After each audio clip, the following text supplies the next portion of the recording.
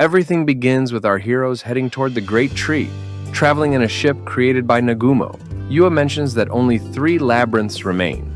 Then, Nagumo tells Princess Liliana that he will drop her off near the kingdom. The princess then talks about why they shouldn't visit the emperor of the Hulshire Empire. Shay makes a sad face when that topic comes up, and Tio explains to the princess that Shea has a tragic history related to the Knights of the Hulshire Empire, the Imperial Knights. Shay goes on to explain that all of this happened before she met Nagumo and Yue.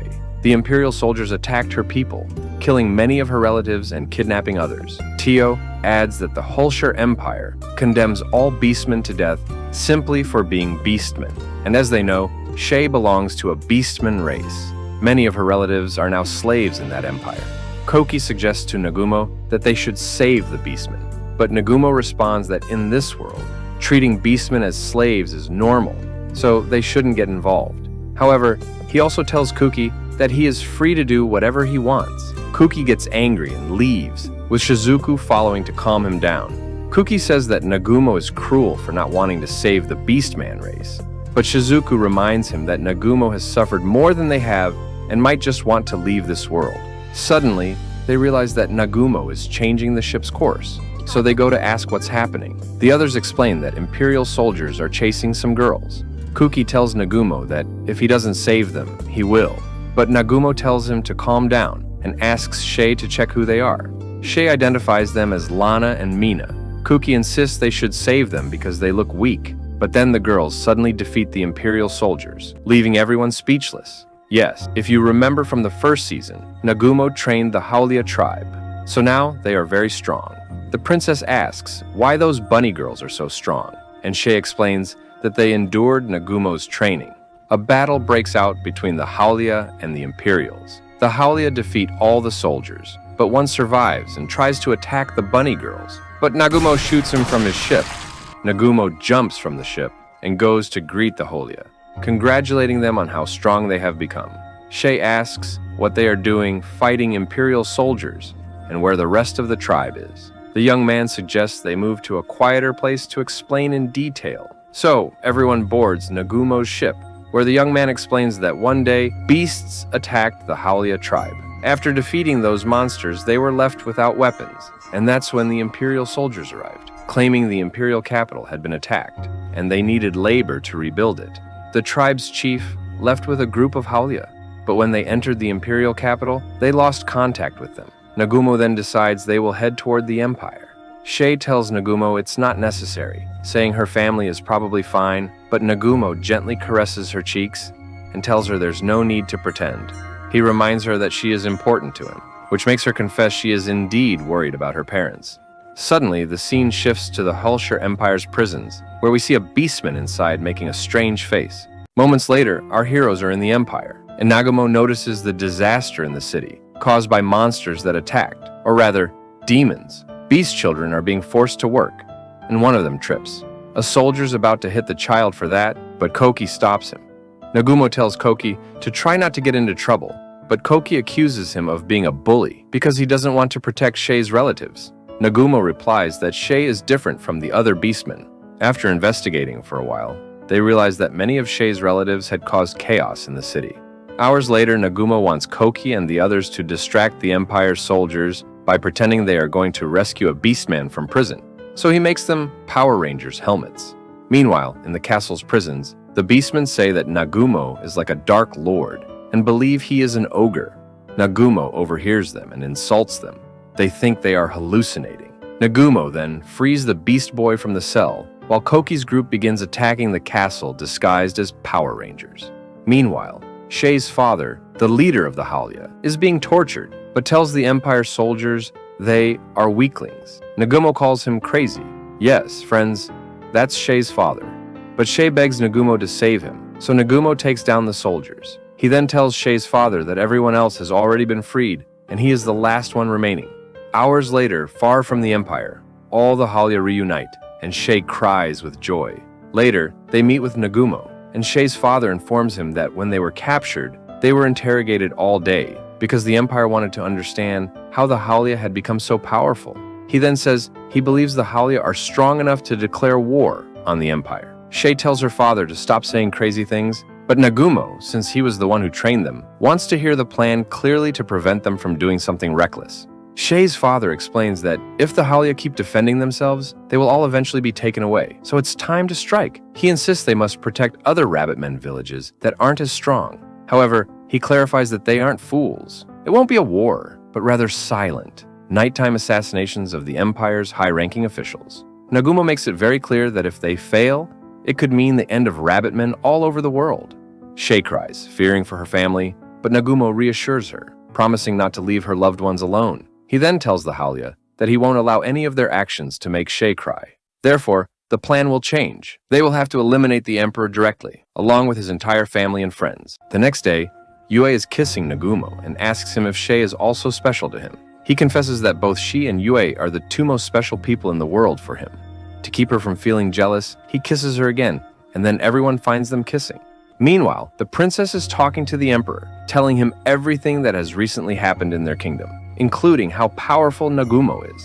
The princess advises the Emperor not to mess with Nagumo. Then the Emperor mentions that 4 clowns wearing Power Ranger-style masks attacked them at night. Internally, the princess wonders if these guys are crazy for doing such a thing.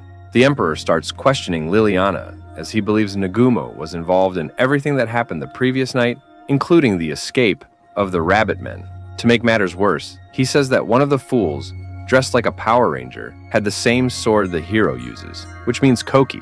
To worsen the situation even more, the king is informed that the hero Koki and his friends are at the palace gates looking for Liliana. Meanwhile, a captain from the Emperor's army receives our heroes quite honorably. However, things get uncomfortable when the captain asks why that rabbit woman, referring to Shay, doesn't have a slave collar. Shay remembers that he was the one who slaughtered many of her tribe.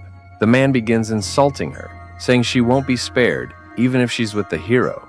He tells Koki to hand over the rabbit woman, claiming he can give him another one instead. Immediately, Nagumo intervenes and warns the man to behave, causing him to fly into a rage. Later, the group meets with the princess, and she asks them, "What the heck did you guys do last night?" She scolds Nagumo, saying she knows he was behind all of it. She tells them they need a good excuse to convince the Emperor they weren't responsible for the previous night's conflicts. However, Nagumo remains relaxed, knowing they can take down the Emperor faster than the princess expects. Nagumo and the others then appear before the Emperor, and everyone is surprised when Nagumo treats him with great respect. However, the Emperor tells Nagumo he knows a lot about him and can treat him like everyone else. He reveals that the princess told him everything about Nagumo, which angers him. Later in a meeting, the Emperor questions Nagumo about his powers and the flying ships, asking if he plans to share them with the Empire. Nagumo admits he possesses many things, but states he won't share them with anyone. Not even the Emperor can stop him. These words put the Emperor's soldiers on high alert. The Emperor sits in front of Nagumo and acknowledges that he is a true monster. The Emperor then demands the rabbit woman, but Nagumo refuses. He also asks Nagumo if he had anything to do with what happened the previous night, to which Nagumo denies involvement. The Emperor asks what Nagumo wants in exchange for allying with the Empire, but Nagumo replies that there is nothing the Emperor can offer him. The Emperor then leaves and invites everyone to the engagement party of Princess Lily with the Emperor's son, shocking everyone. Koki bursts out, calling her crazy, saying she doesn't even like that man. Meanwhile, Nagumo leaves, saying he doesn't care about the matter. Later, Princess Lily dresses for the engagement, and then the prince enters, dismissing the maids so they can be alone. He immediately tries to abuse her, saying he will take her virginity that night. However, Nagumo sends a robotic spider to attack him, and it seems like the prince died. Meanwhile, everyone is elegantly dressed for the engagement party, while the Halia infiltrate the kingdom, since that night will be the night they eliminate the High Command. Following the initial infiltration of the Halias, a group of soldiers patrolled the surroundings of the palace, chatting frivolously about their desires to have rabbit women for their amusement. However, the tranquility was shattered when one of them noticed something strange in the shadows. Intrigued, he went to investigate, but turned around to find only his companion's fallen torch. Before he could react, he was instantly eliminated by the leader of the Halias. With the sector secured, they informed the rest of the group that the area was clear, and that the next step would be to infiltrate the palace. Meanwhile, inside the palace, the nobility was enjoying an elegant banquet, The heroes, dressed for the occasion, mingled among those present. While some were busy eating, Nagumo watched the situation closely. In the middle of the event, Princess Lily appeared accompanied by Prince Bios, which generated an awkward silence in the room. After the surprise, the ball continued while King Gar presented his daughter to the nobility. Nagumo, surrounded by women, then seemed oblivious to the tension. Now, one of the women present mentioned the rumor that he had saved Lily from an attack, piquing the curiosity of the others. To avoid being bombarded with questions, Nagumo invited one of them to dance. During the dance, Princess Lily interrupted, moving ahead of the others to dance with Nagumo. As the two moved around the dance floor, they exchanged words in a confidential tone. Lily, very close to Nagumo, asked him if it was okay to get so close, since Prince Bias was watching with obvious hatred.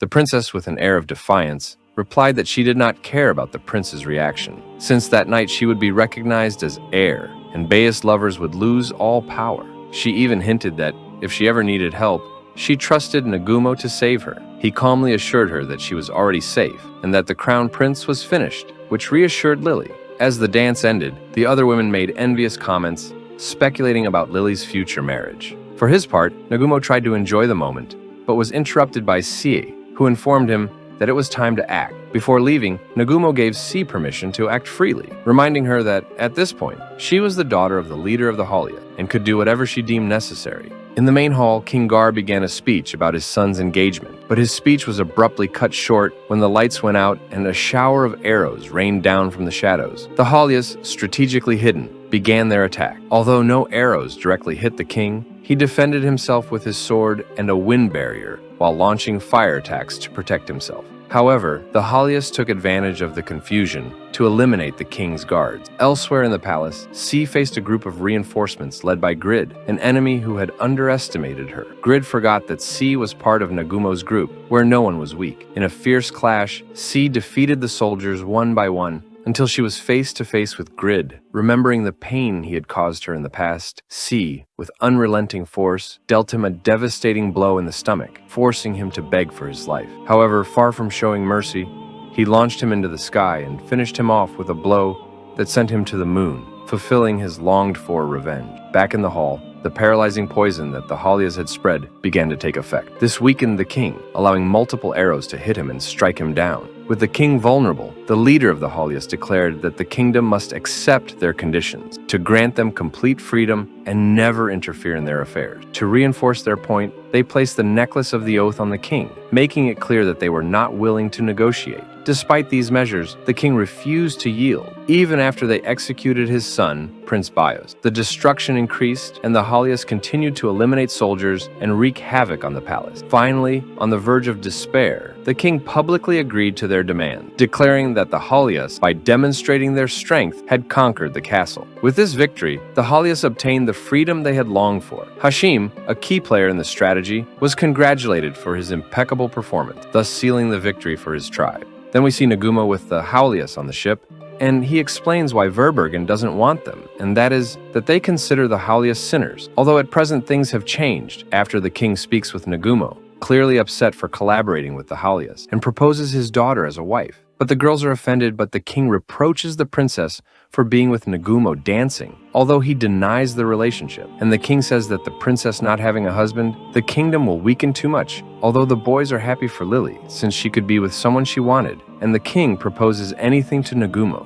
but he says that he has what he wants in his arms. Then they arrive at Altina, where we see the tribe happy to be freed, although the forest, because of Nagumo, is destroyed, and Kaori restores it using her powers. And the tribes get on their knees, thinking that she is a goddess. And Ulfric is grateful to our protagonist for saving his daughter, although he also thanks the Halia. Then, the tribes make a pact to unite alliances against the next threats, since eternal peace does not exist. Then, in the meeting, they talk about the instability that there will be after the fall of the kingdom, and Gahard is arrogant, since he does not owe respect to any beastman, only to the Halias, since the others are scum. Sagumo scolds him and sends him to a different place through the portal. Then he tells Kam to show him his village, although Ulfric tells him that he wants to give him a reward, and he accepts the reward. Then, in the conversation of the tribes, Kam refuses to make an alliance with the other tribe and threatens them, telling them that if they cause problems to Nagumo or them, they will have problems later in the house where the girls will stay. They ask about Shay, and her father arrives at that moment and tells our protagonist where she is. Then both are in a giant tree in which she says that it is her mother's grave, and she says that her mother was brave and a great warrior. Then she tells him that she would do anything to pay him back for everything that Sagumo has done for her. He asks her for something, and it is to sleep in Shay's lap. The next day they watch Kaori's training and how well she progresses, and the boys are excited about the adventures. In the palace we see the heroes eating,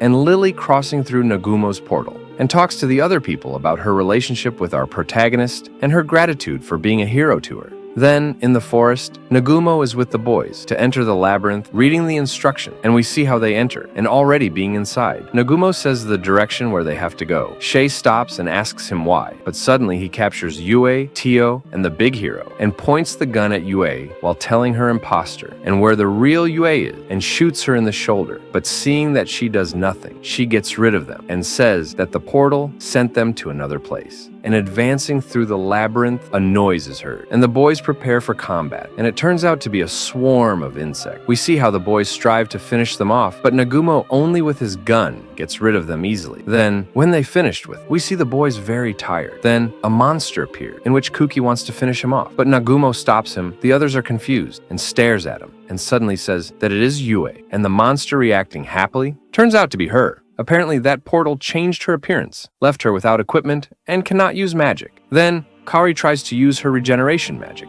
but it does not work. Moving forward, they see a monster receiving a beating by other monsters, and the girls realize that it is Tio. Then we see her in that monster form talking to Nagumo, and tells him that the labyrinth made their physical forms change to realize if the companions have the ability to know who is an imposter and who is not. Then when the boys teleport, we see our protagonist in a room, sleeping, in which Yue entered, to wake him up to go to school. Then at school we see Shay giving him a hug from behind and says in her mind that something is not right, and begins to analyze the situations in which she is. That day, already in her class, we see how he feels strange analyzing the day, and Kaori appears to have his attention, and Tio also appears as a teacher, dressed provocatively in the afternoon, walking with Shay, and Yue goes to look for Mew in kindergarten, although on the way she meets a group of thieves in which Shay stops them very easily. And at the end of the day, together with Yue, he begins to reflect on how he feels, having a full and happy life, although something inside him is screaming. Then Yue tells him that if something does to him, she is missing. She will give it to him, and then remembers the oath he made at that moment and realizes in the false world in which he is, and gives himself a strong punch and reproaches the false Yue for being a bad imitation, while he returns to his other body and manages to get out of that world, saying that his is better. And when the world breaks the fall, Yue says that, congratulations, easy things don't last long. True happiness comes from things that you work hard, that are useless if they give you everything on a silver platter. And his challenge ends, and he wakes up in a room where the boys are locked in capsules, with Amber having the idealized dreams. Nagumo exits the trial and sees the others inside coffins, and they won't wake up until they overcome their trials. So he sits down to wait for them, believing they will pass the test. However, the one he misses the most is Yue. At that moment, Yue's coffin unlocks, and Nagumo carries her out as she has just overcome her trial. When she opens her eyes, Nagumo welcomes her back. He's overjoyed because she is the real Yue, and they embrace. She tells him that in her trial, he was a king, and they had 11 children. Just as they are about to kiss, Shay interrupts them and starts crying to stop them from kissing. Nagumo then strokes her ears to comfort her, and Shay explains that in her experience, they all lived together in her tribe. However, something inside her told her that reality was fake. She saw Nagumo, began following him, and that's how she woke up. Nagumo tells her he's glad she came back, because nothing is the same without her. Suddenly, Ryuta wakes up, talking nonsense about his experience. And when he sees Nagumo, he goes to hug him, but Nagumo doesn't let him. Instead, he pats his head and welcomes him. Suddenly, Kaori wakes up, and Nagumo asks her about her dream, but she blushes, implying that it was something perverted. At this point, the only ones left to return are the heroes group. So, Nagumo says he's going to rest, while that group returns. Hours later, Shizuku is the first to wake up. She tells everyone that she feels very tired. She also dreamed that she was a princess and that Nagumo was the prince, but she didn't tell anyone about it.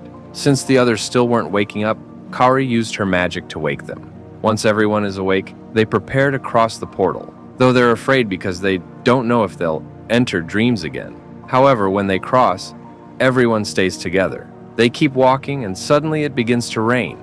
Almost immediately, they are attacked by rolling slimes. Yue creates a barrier and Nagumo defeats all the slimes. In the end, Nagumo tells Yue to keep the barrier up, but she dismisses it, saying she feels strange because she desires him intensely. In fact, everyone starts feeling this way except for Nagumo. Later, they overcome the issue, and Nagumo informs everyone that they are in an underground location. He explains that the tree is so massive that what they are looking at are its branches, not its roots. Even though they are underground, suddenly Shay looks into the distance and freezes. When Nagumo goes to check, he sees millions of cockroaches below, something he finds extremely unsettling. He sends one of his machines to show the others the millions of cockroaches. Then, out of nowhere, the cockroaches charge at them to attack. Yue puts up a barrier, making the cockroaches retreat and form a ball, summoning super cockroaches. But that's not all. The portal emits a strange light that suddenly makes Nagumo hate Yue, and she also says she hates him. So they keep telling each other how much they hate each other. And now Koki loves Nagumo and says he won't let anyone touch him. Nagumo realizes that the magic of the cockroaches reverses feelings. Then Tio explains that this trial seems to work in such a way that the stronger the bond between two people, the stronger the opposite emotion becomes. And the worst part is that now they love the cockroaches. Even so, they start killing them, of course. We're talking about the small cockroaches. But then, the bigger ones come to attack, and Shay starts fighting them.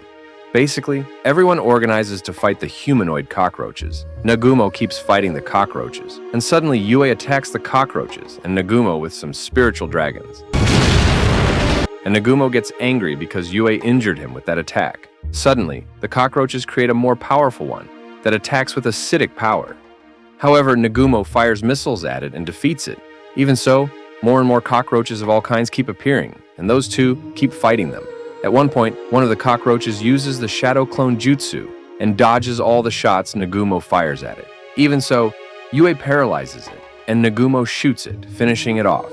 But they realize that there are still many more humanoid cockroaches. All of them attack Nagumo at once, but Yue uses an attack called Asura, which is like a wind bomb, defeating and striking all the cockroaches. After that, Nagumo escapes through a portal, while Yue uses her high-level magic to fight all the cockroaches, defeating most of them. Suddenly, Yue tells Nagumo to give her 20 minutes because she is preparing a special spell, and she asks him to protect her. Both of them realize that the cockroach magic effect is wearing off, and they are falling in love again. Nagumo tells her that he no longer hates her, but still sees her as an arrogant brat. So Nagumo pulls out a super weapon and shoots at the cockroaches, but hundreds of millions of cockroaches swarm over them.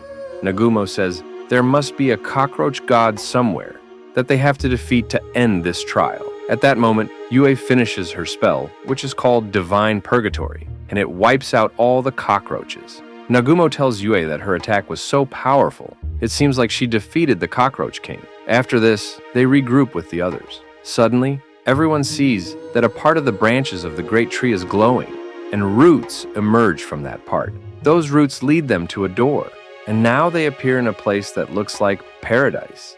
Tio tells them that this seems to be the tree's peak. They arrive at a place with a sort of statue, and suddenly an elf woman appears, congratulating them for passing several labyrinths.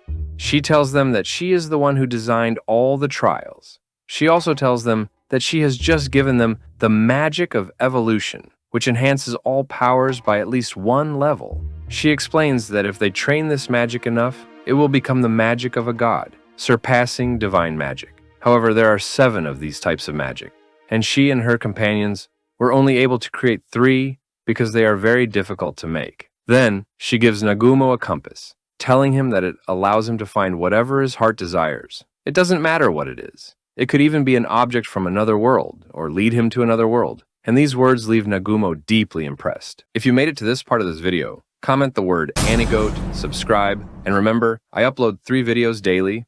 I'll be waiting for you in all 3.